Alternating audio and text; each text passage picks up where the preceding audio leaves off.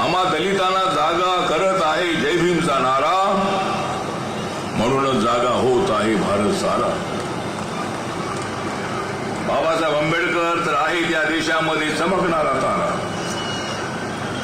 बाबासाहेब आंबेडकरजी तर आहेत या देशामध्ये चमकणारा तारा. मग का वाजवणार नाही मी त्यांच्या दुश्मनांचे बारा. त्यामुळे बाबासाहेब आंबेडकर म्हणजे आमची प्रेरणा आहे. बाबासाहेब आंबेडकर नसते तर कदाचित मला दिल्लीच्या तख्तापर्यंत जाता आलं नसतं.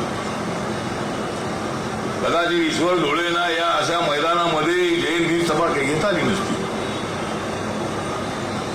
पिढ्यापासून वेशीच्या बाहेर राहिलेला आपला समाज. बाबासाहेब आंबेडकर जर नसते तर आमचं काय झालं असतं सांगता येत नाही.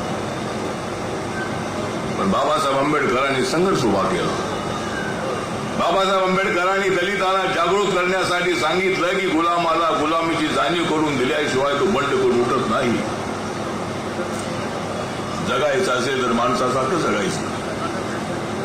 गुलामासारखं आम्ही आता जगणार नाही. आमच्या अनेक पिढ्या गुलामासारख्या जगल्या, पण बाबासाहेब म्हणाले की आम्ही गुलामासारखे अजिबात जगणार नाही. आम्हाला माणुसकी हवी आहे. आणि बाबासाहेब आंबेडकरांचं एवढं प्रगल्भ व्यक्तिमत्व होतं. बाबासाहेब आंबेडकरांनी अनेक अन्याय सहन केले होते, तरी सुद्धा बाबासाहेब आंबेडकर महात्मा गांधीजींनी सांगितलं होतं पंडित जवाहरलाल नेहरूंना, या देशाचं संविधान लिहिण्याचं एकाच माणसामध्ये सामर्थ्य आहे आणि ते नाव आहे डॉक्टर बाबासाहेब आंबेडकर. बाबासाहेब आंबेडकरांना ड्राफ्टिंग कमिटीचं चेअरमन बनवण्यात आलं होतं. संविधान बनवण्यामध्ये डॉक्टर राजेंद्र प्रसाद हे अध्यक्ष होते संविधान सभेचे आणि सगळेच लोक होते त्यामध्ये.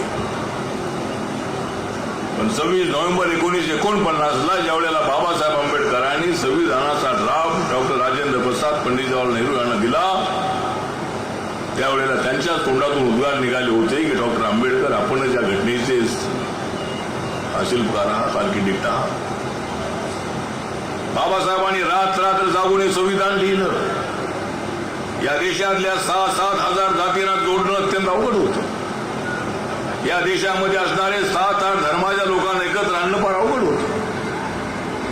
या देशामध्ये 18-20 भाषाचे लोक या ठिकाणी आहेत, त्यांना एकत्र आणणं अत्यंत अडचणीत होतं. पण माझ्या भीमाने किमया केली.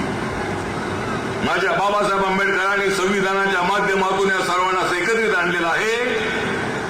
यांना कुणी जरी तोडण्याचा प्रयत्न केला तरी अजिबात ते तुटणार नाही.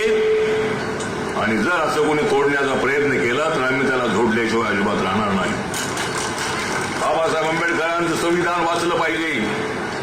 कोण म्हणतोय बाबासाहेब आंबेडकरांचं संविधान कुणी बदलणार आहे? कुणी मायेचा लाल अजून आलेला नाही माझ्या बाबाच्या संविधानाला हात लावायला. संविधान कुणी बदलू शकत नाही. अफवा पसरवल्या जातात, प्रचार पॉलिटिकल केला जातो. पण मी आपल्याला सांगतो की मी ज्या नरेंद्र मोदींच्या सरकारमध्ये आहे, नरेंद्र मोदींच्या काळामध्ये बाबासाहेबांची सगळी स्मारकं पूर्ण झालेली आहेत. काँग्रेसच्या काळामध्ये मी त्यांच्यासोबत होतो, पण बाबासाहेबांची स्मारकं पूर्ण होत नव्हती. नरेंद्र मोदीजींनी बाबासाहेब आंबेडकरांच्या 125व्या जयंतीच्या निमित्ताने स्वतंत्र 2 दिवसाचं अधिवेशन ठेवलं पार्लमेंटचं, लोकसभा राज्यसभेचं. आणि 26 नोव्हेंबर हा जो दिवस आहे, बाबासाहेब आंबेडकरांनी 26 नोव्हेंबर 1949ला संविधानाचा ड्राफ्ट आता आपल्याला सांगितलं. तो दिवस जो आहे तो दिवस संविधान दिवस म्हणून पाळण्याचा निर्णय नरेंद्र मोदी सरकारने घेतलेला आहे. देशभरामध्ये हा संविधान दिन पाळला जातो. त्यानंतर 26 जानेवारी 1950ला जो रिपब्लिक डे आहे, प्रजासत्ताक दिवस जो आहे, हा सुद्धा देशभर साजरा केला जातो. पण 26 नोव्हेंबरला तेवढं महत्व पूर्वीच्या काळामध्ये नव्हतं. पण नरेंद्र मोदीजींनी 26 नोव्हेंबर हा दिवस संविधान दिवस म्हणून पाळण्याचा निर्णय घेतल्यानंतर शाळांमध्ये, कॉलेजमध्ये, सरकारी ऑफिसेसमध्ये हा दिवस पाळला जातो. आपण करतोच आपण.